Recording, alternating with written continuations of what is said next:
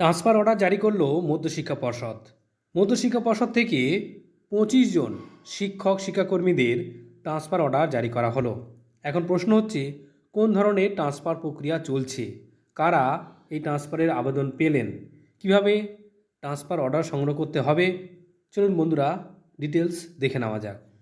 দেখুন বন্ধুরা, আজকের তারিখ 14/1/2026। West Bengal board of secondary education Nivedita ভবন থেকে এই নোটিফিকেশান জারি করা হয়েছে। বলা হচ্ছে যে নিম্নোক্ত ডকুমেন্টগুলি সঙ্গে নিয়ে অরিজিনাল এবং সেলফ অ্যাটেস্টেড ফটোকপি বা জেরক্স নিয়ে উপস্থিত হতে হবে 28/1/2026 তারিখে দুপুর 12টার সময়।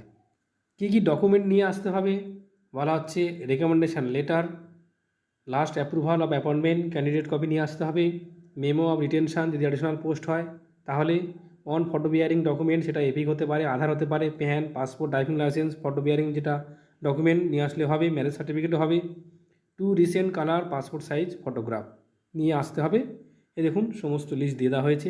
এখন প্রশ্ন হচ্ছে, এগুলো কোন ধরনের ট্রান্সফার? আপনারা জানেন যে general transfer on special ground বা জেনারেল ট্রান্সফার সমস্ত বন্ধ রয়েছে। মিউচুয়াল ট্রান্সফারের আবেদন করা যাচ্ছে, কিন্তু এখনও ট্রান্সফার দেওয়া হচ্ছে না। তাহলে এগুলো কী ধরনের ট্রান্সফার?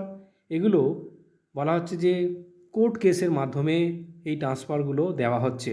যারা অলরেডি উচ্চশিক্ষাতে আবেদন করেছিলেন, বিভিন্ন কারণে তাদেরকে আটকে দেওয়া হয়েছিল, তারা সরাসরি হাইকোর্টে মামলা করেছেন এবং মামলার পরিপ্রেক্ষিতে এই 25 জন, দেখুন বন্ধুরা, এই এখন 25 জন শিক্ষক শিক্ষাকর্মীদের কিন্তু ট্রান্সফার দেওয়া হলো।